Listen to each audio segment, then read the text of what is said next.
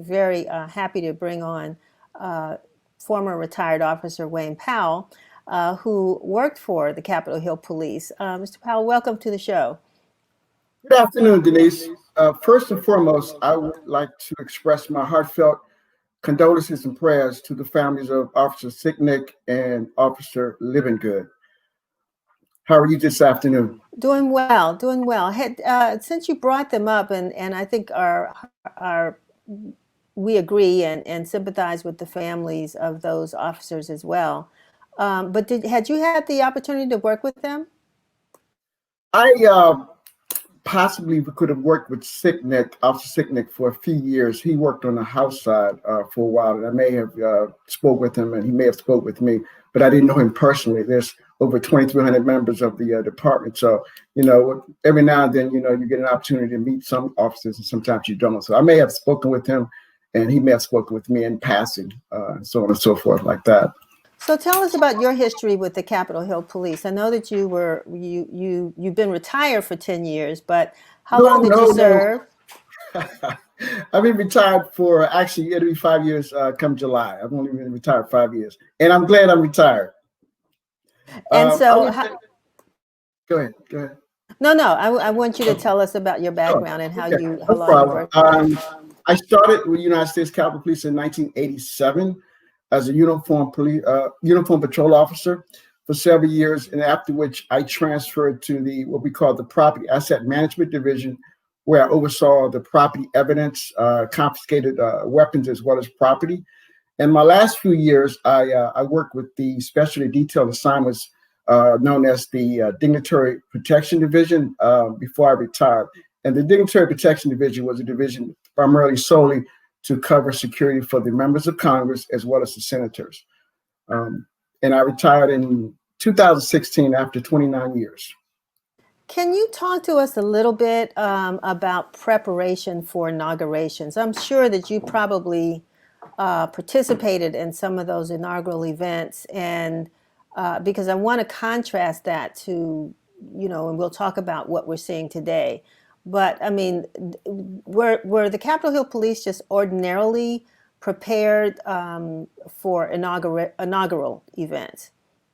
Well, every year, every 4 years we have inaugurations. The Capitol Police, they put out a major preparation for inaugurations. When I was there, we solicit various local and state police, law enforcement departments, as well as the National Guard, to provide a safe and secure environment. Let me say, Denise, to you, the primary mission of the United States Capitol Police is to provide a safe and secure environment for the members of Congress, the properties, as well as the public. That is their mission. So going back to your question, they provide all types of security. Like I said, basically the National Guard, state and local officials from, when I say state, I'm talking about Maryland State Police, Virginia State Police, federal authorities like Park Police, Secret Service, and a lot of other federal agencies accompany and help out with U.S. Capitol Police during these major events, especially for demonstrations. I remember years ago I did the Million Man March, and we had so many different police departments up there, as well as for I've worked some of the Right to Life marches, which consisted of about 25 to 30,000 people. So we were always prepared for crowds of that magnitude, whether it's peaceful demonstration or unpeaceful demonstration. So when you watched what happened, as we all did last Wednesday, what happened on the Capitol grounds, I mean, what was your reaction? I was literally hurt. I was in tears to witness my fellow officers getting overcome by demonstrators. Where I call them actually terrorists. I was really taken back by that. I've never in my entire police career had witnessed anything of that magnitude. So I was really hurt about that. Really distraught about that for a while, because I could never imagine anything of that magnitude happening on Capitol Hill. But based on your experience and with an inauguration coming up, did you think that they should have been better prepared? I'll say this, Denise. I think that they were unprepared. Um, whenever there's a situation like that, there's always an outer perimeter that's put in place. There's an inner perimeter that's put in place. So I don't understand what happened in regards to preparation. I solely blame leadership as well as management for not facilitating that. So that's where I am with that particular question, because it was, to me, it was unacceptable, knowing that a demonstration of that magnitude was going to occur on Capitol Hill. And I'm sure you know about on January the 5th, there were several of those terrorists or demonstrators who were getting tours in the Capitol. So this is just my personal opinion. I felt the ones that came into the Capitol on the 5th of January were pretty much trying to, camp out in terms of what to do for January the 6th, in terms of the doors, the windows, what the hallways were. So I think that, this is my opinion, that, they were pretty much casing the Capitol on the 5th of January so they could act on the 6th. The reaction by a lot of folks has been, if these were Black folks that were planning to demonstrate on the Capitol, it would have been a completely different situation. And not only do they say that, but they use the situation with the young woman who actually, Black woman, who made a wrong turn and ended up whose life was taken away. But in addition, you mentioned the Million Man March, which there were many, many more Black men led by one of the I don't want to say hated, but most controversial icons, in the country, Reverend Louis Farrakhan, but yet it was a very peaceful gathering.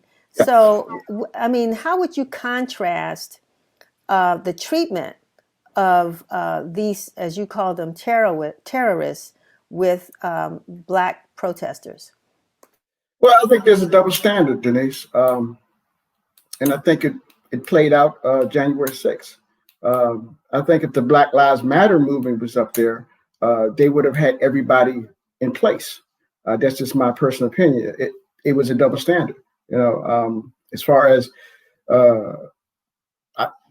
like I said, the demonstrator that came up there on last week, I personally believe that they knew that this was going to happen, and they didn't take the cautionary measures only because they were quote unquote white. But if they were Black, I know for a fact that there would have been a lot of agencies up there providing security and protection for that. So I believe it was a double standard.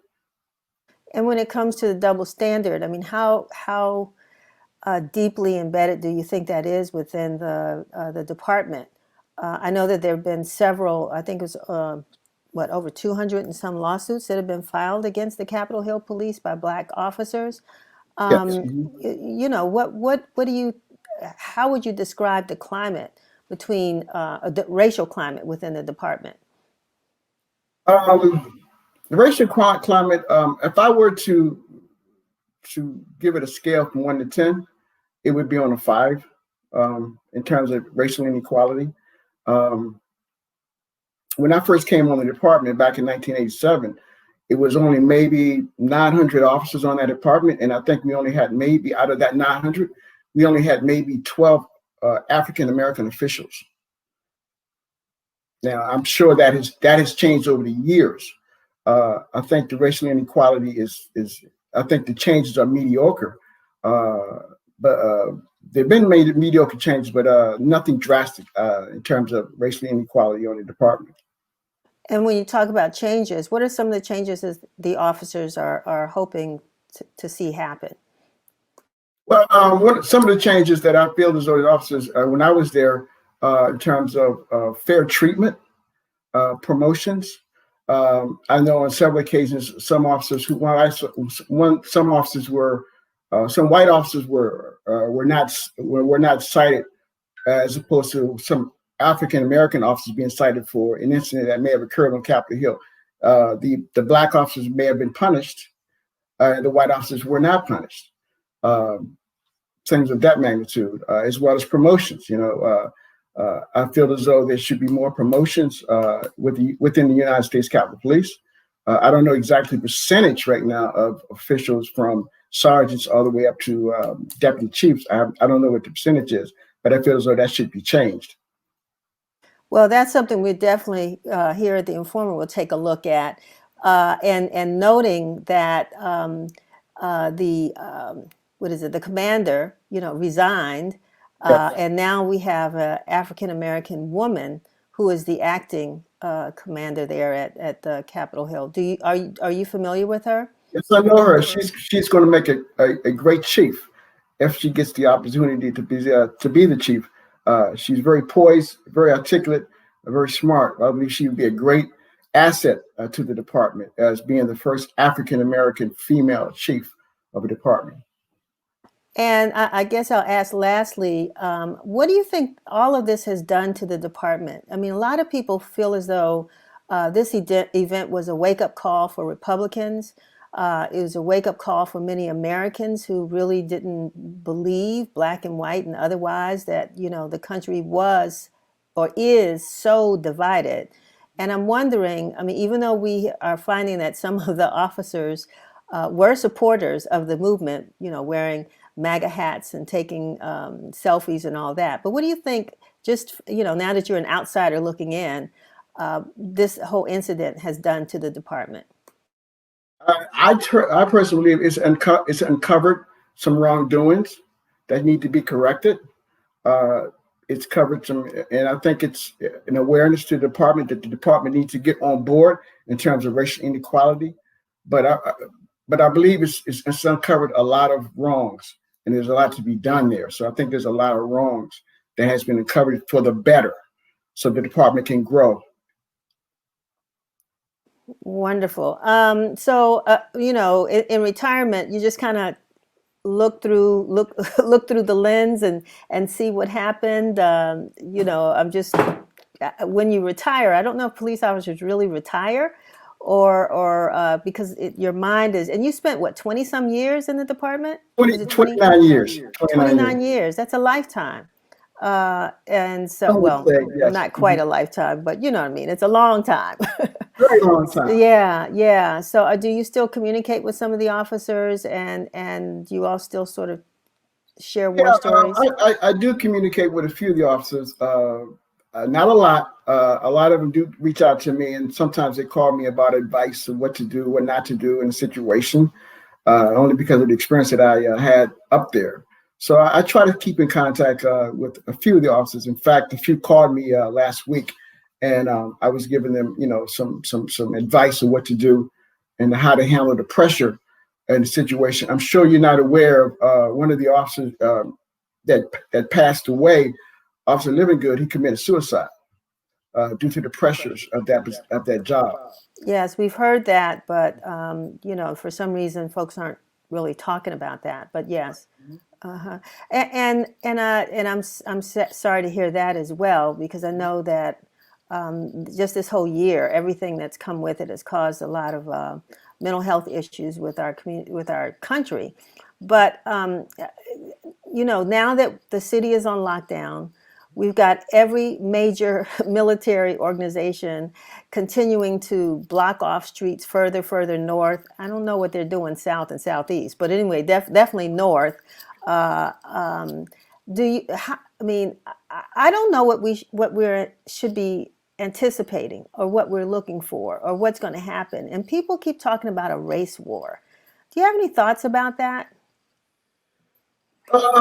Not really, Denise. I don't have any thoughts particular. I hope it doesn't get down to that uh, in terms of a race war. I think that as time goes on, with the new administration coming, with President-elect Biden and Vice President-elect Kamala Harris, I think a lot's going to change for the better.